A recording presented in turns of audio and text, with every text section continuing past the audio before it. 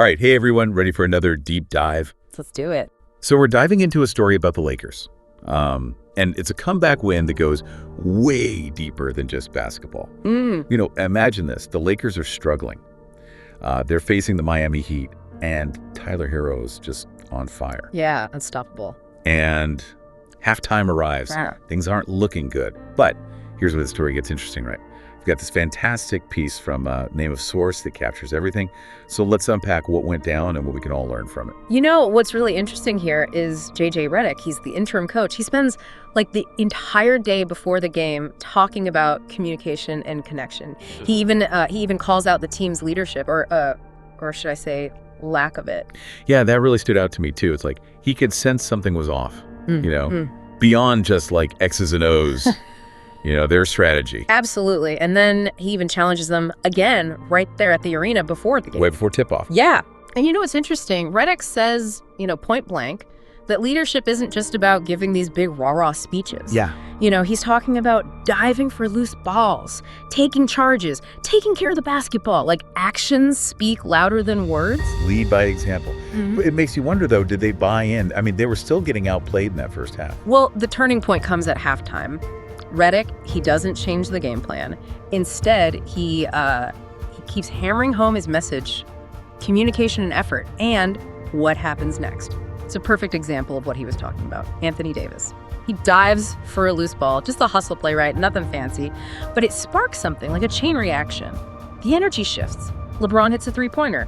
That's leadership in action. And that's when things just exploded. Absolutely. The Lakers come out in the second half, totally different team. I mean, they just dominate. They outscore Miami 63-42.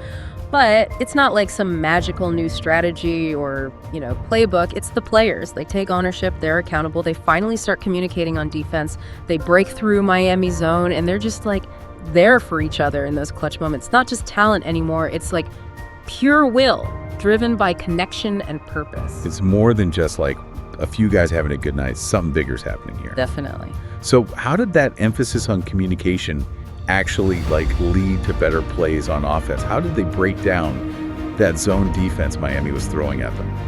That's the question, isn't it? We see Rui Hachimura. He leads the charge with 23 points. LeBron puts up 22 points, 9 assists. Anthony Davis, monster game, 22 points, 11 rebounds, 4 assists, 2 steals, and 2 blocks.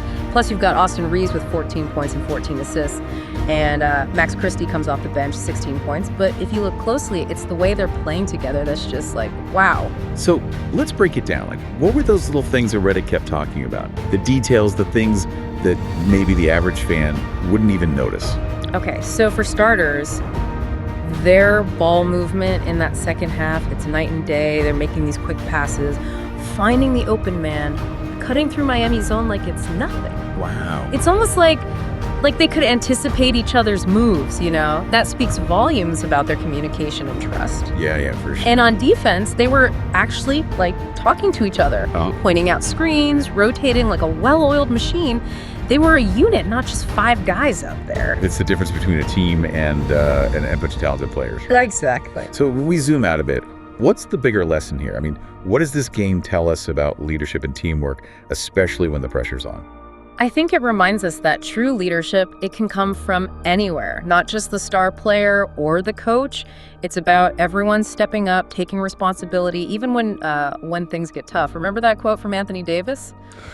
About staying connected. Yeah. He said, and I'm paraphrasing, we can't just be front runners, only connected when we're winning. We got to be the most connected when we're down. Powerful, right?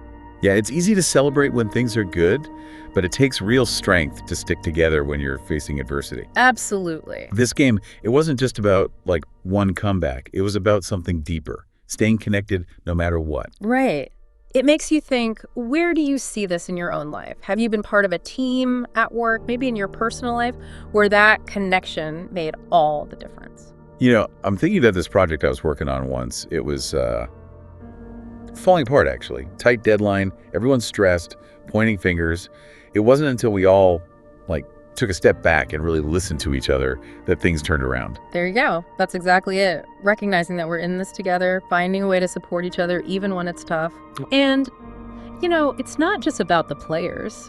Redick, he acknowledges the coach's role, but he really emphasizes that it was the players, their resolve, their connection, that won them the game. Like they had the tools, but they had to choose to use them. Right. It's about like empowering each other to find their own leadership within the team. But this idea of like being connected, it goes way beyond the basketball court, doesn't it? Oh, absolutely. Think about, the stuff we face as a society. Climate change, social injustice, economic inequality. Those are huge, complex issues, and they require us to work together, Be willing to bridge divides and have a shared commitment to something bigger than ourselves. We need that same teamwork and resilience, that refusal to give up even when the odds are stacked against us, like what the Lakers showed us. And that's what's so interesting about this, this whole story. This Lakers team, with Redick leading them, they've shown this pattern of bouncing back, being committed to growth. It's not just one game, it's like a mindset they're building. They're learning from their mistakes, using setbacks to fuel their journey. Exactly. They're not avoiding challenges, they're embracing them. And that's a powerful lesson for everyone, I think. Think about a time you faced a big obstacle in your life. Did you let it defeat you? Or did you learn and grow from it? Did you ask for help? Or try to go it alone? It's easy to focus on winning and losing, but how we react to those tough times, that's what matters. This Lakers game, it's a good reminder we can all grow, we can all be resilient. It's not about being perfect, it's about having that courage to keep learning, keep getting better. And what I find so interesting is this isn't just a sports thing, right? These ideas, connection, resilience, leadership, they're everywhere. Your job, your relationships, even personal goals, Ever notice how when you feel like you're part of something bigger, you're working towards something together, you can really achieve some incredible things? Yeah, it's like the whole is greater than the sum of its parts. Like on our own, we've all got our good stuff and our weaknesses. But when we come together, when we share a vision, when we're there for each other, that's when amazing things happen. This deep dive, it shows us that leadership, it comes in a lot of forms. What does leadership look like to you? Where do you see it? On the court, at work, even in your own life? Yeah, it's not always about being the loudest person in the room or having all the answers. Sometimes it's about just, stepping up and doing those little things that make a difference, like Anthony Davis diving for that loose ball. It's about inspiring the people around you by what you do, by how committed you are to the team. And, we tend to think of leadership as like specific roles, titles. But what if we all thought of ourselves as leaders in our own way? Maybe it's speaking up for what you believe in. Maybe it's helping someone out. Or maybe it's just showing up with a good attitude, ready to work hard. Exactly.